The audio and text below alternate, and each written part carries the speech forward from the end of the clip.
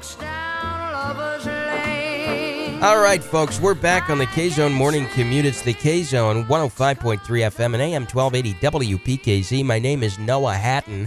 I'm here this morning with Zach Austin, my tag team partner. Morning. Good morning, Zach. I like being the tag team partner. Yeah, that's what fun. Sherman always called me. Yeah, His I like tag that. team partner. Yeah. Very fun. Like wrestling. Yes, that's right. Today we're We're with wrestling Megan with the MacBride. scams. Yeah, we're wrestling scams. Yes, we're wrestling money out of the dirty, dirty paws of scam artists with the one, the only, the indomitable Megan MacBride on the K-Zone Morning Show. Good morning, Megan. Good morning, Noah. You looked at me there for a second, like I think you might have forgot my name a little bit, but No, it was I was gonna go on a thread that sounded a little odd, so I feel you. I went, I feel wait you. a second, Noah, don't say that. Go with something else. Yeah, love it. Well, thank that you. was self-control, is what that was. I love it. Restraint. I love it. Well, thank you for having me on. As always, Megan MacBride, as you introduced me, I'm the Director of Marketing and Communications at the Better Business Bureau, brand champion, and I do a lot. So Right. I'm always happy to come on every other Wednesday with you to talk about various scams. Last time we were on, we talked a little bit about the Real ID scams and what's out there, and that there are no legitimate sites that you have to really be on the DMV site or you have to go in the DMV office. There's no other sites out there or texts or calls that you should receive in regard to the Real ID. I don't have the Real ID. I don't have a passport. I just have my driver's license. Are you even a citizen? I'm screwed. I hope you don't plan on getting onto an airplane anytime I hope I don't soon. run into ice. We're going to send you back to Vermont where you belong. They're going to send me to... Yeah. Well, so I guess for those listening, though, it's encouraged to probably get your Real ID if you do plan to travel soon. Yes. I have mine. I'm from New Hampshire, so I still have my Real ID from New Hampshire. Yeah. So. And just to be clear, the Real ID thing is you either need a Real ID or your license and your passport in order to travel domestically and enter a federal building. Correct. So that's the deal. It's not like you have to have it. Yeah. It's just the new way they want to do things, and it's eventually probably going to become have to. But right now, it's phase one.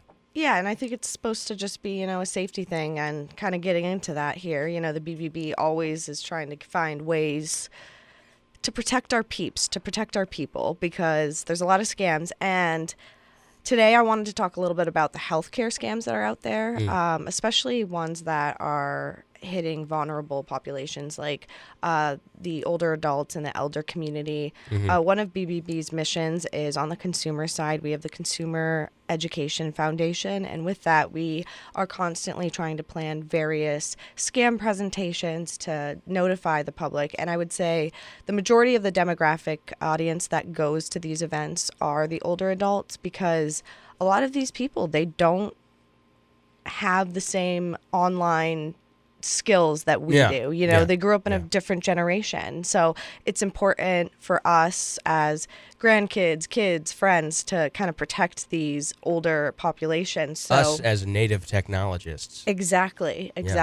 And something that has been coming on is healthcare scams that are after your personal information. So, and, this is a little general, so healthcare scams, they do vary. And this particular one that I want to talk about is the scam will typically start with an email or a text message or a phone call. So, and we've seen a lot of those in all the scams I talk about, is you receive an unsolicited message of some kind in regards to your account, right?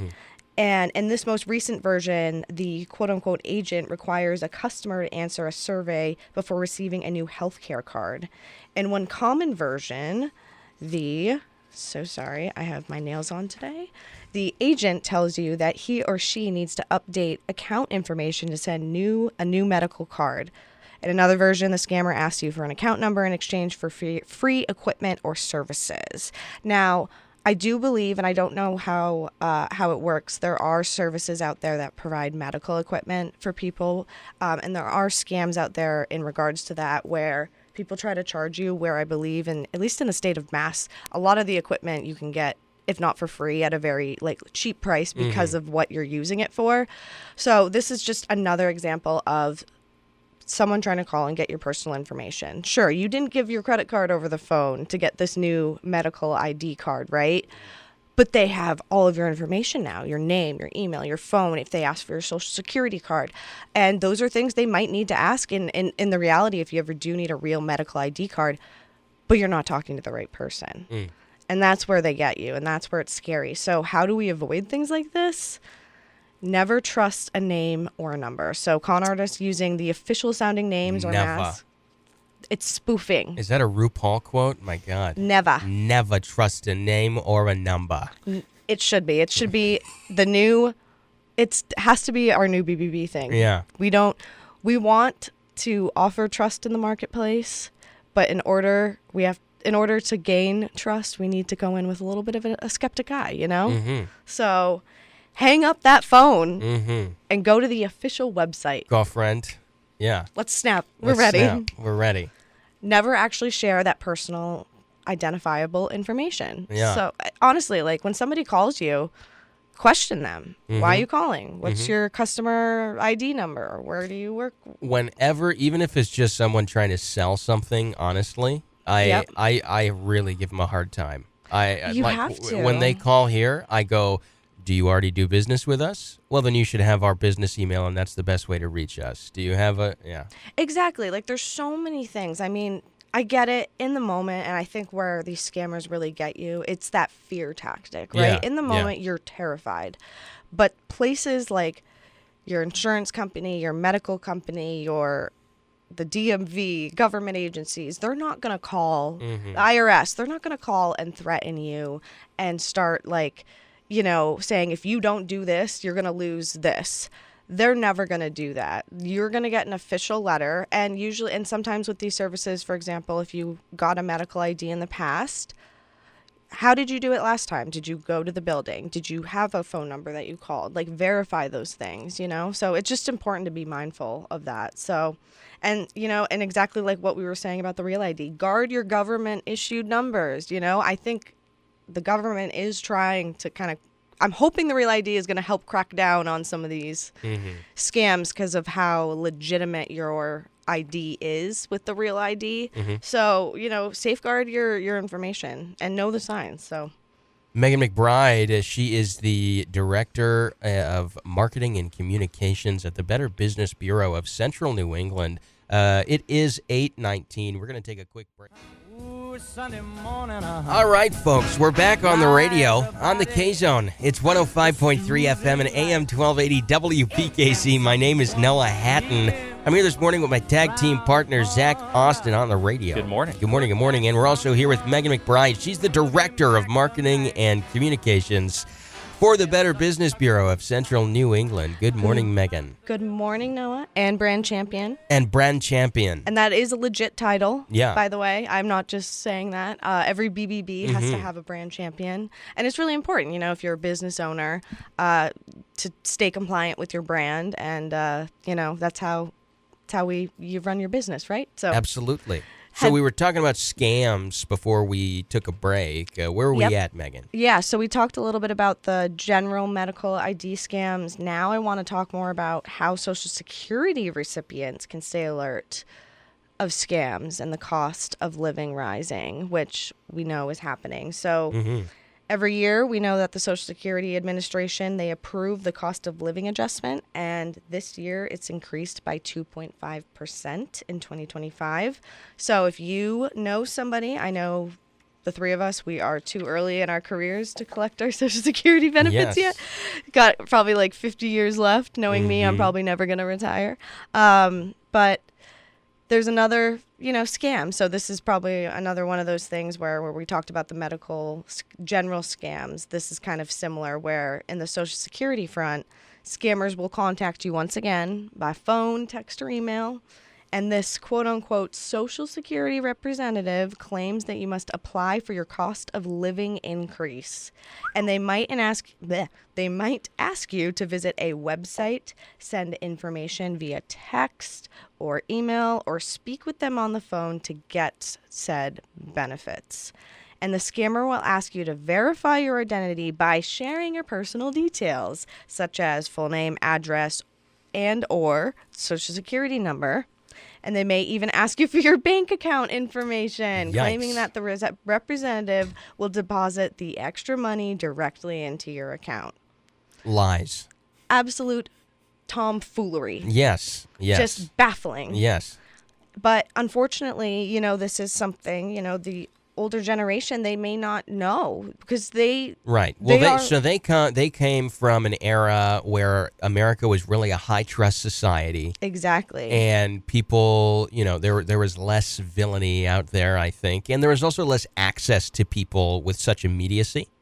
And so they're just not used to people being able to contact them who otherwise wouldn't have been able to like 50 years ago. Exactly. And so they hear somebody calls them up and they're like, oh, you're trying to help me. You need my info so I can get my money. Yeah, and like with the economy right now and the cost of living, like everyone understands that it has been higher than it's been several years ago. So everyone's a little panicked and they, and I'm sure somebody who's older, who's retired and is depending on this Social Security benefit, they want to make sure that they're getting this information. But again, it goes back to that scare tactic, right? They're not going to call you and ever ask you for this personal information.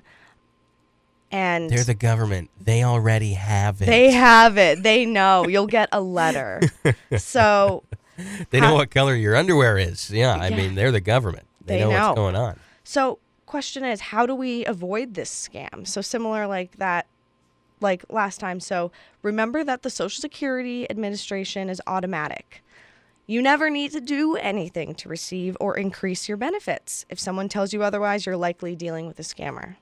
So if you are at that age where you are collecting Social Security, you've been collecting Social Security, know that it's going to keep going. Mm-hmm. It's automatic. You're never going to get someone contacting you being like, I need your credit card to increase your payments or whatnot. That does not happen. You have a set amount that is given from the Social Security Administration, and that is what you get.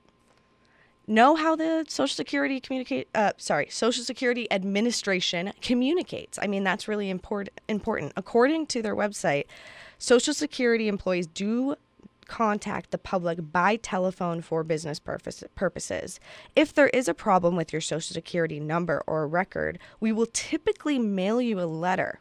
A call, text, or email from the Social Security Administration agent is out of the blue is a red flag.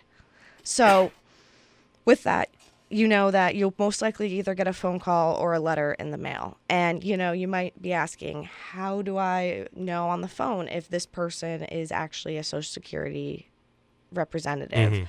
Mm-hmm. Those are the questions where you can ask for their badge ID and you can go on their website and really verify information. And if you truly are still concerned over the phone that you're dealing with a scammer, a real Social Security agent would say, that's totally fine. Why don't we try another process? Maybe we'll send you a letter. They would probably be understanding to your fears versus the scammer is trying to get that fear out of you. Yeah, I would say it's really important to be paranoid when you're dealing with anybody that is wanting your info. Exactly. Yeah. There's a quote, only the paranoid survive. I think that was a book that came out in like 1996 or something. Yeah, only the paranoid survive. I would just say I think that there are like levels. There are levels to the skill of these people, these scammers. Yep. And there's the idiots who will text you a picture of Bank of America, like Zach mentioned, and they say, "Oh, we need $6 from you, or else you're gonna go to prison forever."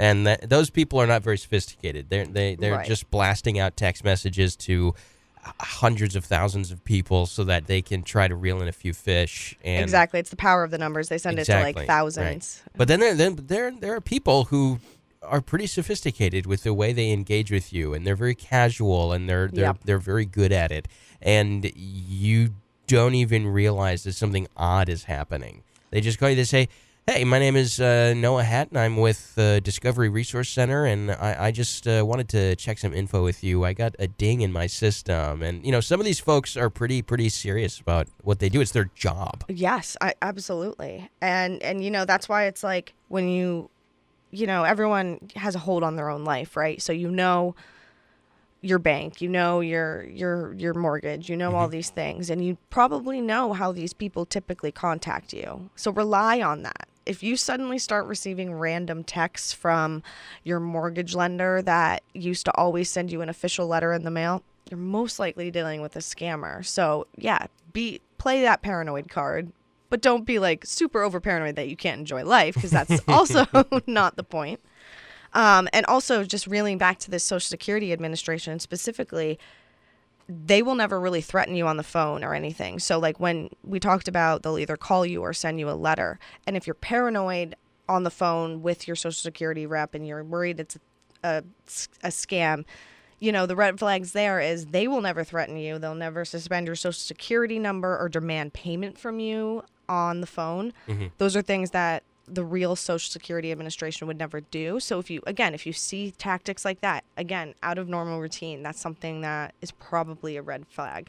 And then always, you know, when in doubt, hang up. I can just attest personally, whenever I am a businesswoman, so I do have my phone number has been given to various business folks, or they get it through various sources, but I always have the rule of thumb that if I don't recognize the phone number that's coming through, I'm not going to answer it. And if it's important, like if the person truly wants to talk to me, they'll leave me a voicemail. And then I will listen to the voicemail and I will determine if it's worth answering. Same with text. I will never respond to like an unsolicited text that I receive. I'll usually just report junk unless I know, for example, like, you know, Noah, when you and I first gave each other our numbers to plan radio stuff, we literally said, "This is Noah Hatton. I was expecting a text from you." So again, those are just other small ways to keep yourself safe, folks. You know, it's a big, scary world, but we're all in this together, and the BBB is always a resource. If folks want to get in contact with you and maybe look at some of the resources that you have out there for them, some of the ways you can help better protect them, how can they get in contact? Absolutely. BBB.org is our online presence. All of these articles and topics and scams that I'm talking about are on there. We also have our scam tracker where you can go in and look and report scams if you have any interest. And that's a way to, you know, if you're ever like, is this a scam? You could go on the BBB scam tracker, look up, you know, the keyword like medical ID scam or Social Security scam, and you can read other people's experiences. And then always, you know, we're on all socials, and you can always give us a call. We'll always answer. We're not robots. We're 508-755-3340. Megan MacBride, she's the Director of Marketing and Communications and the Brand Champion for the Better Business Bureau of Central New England.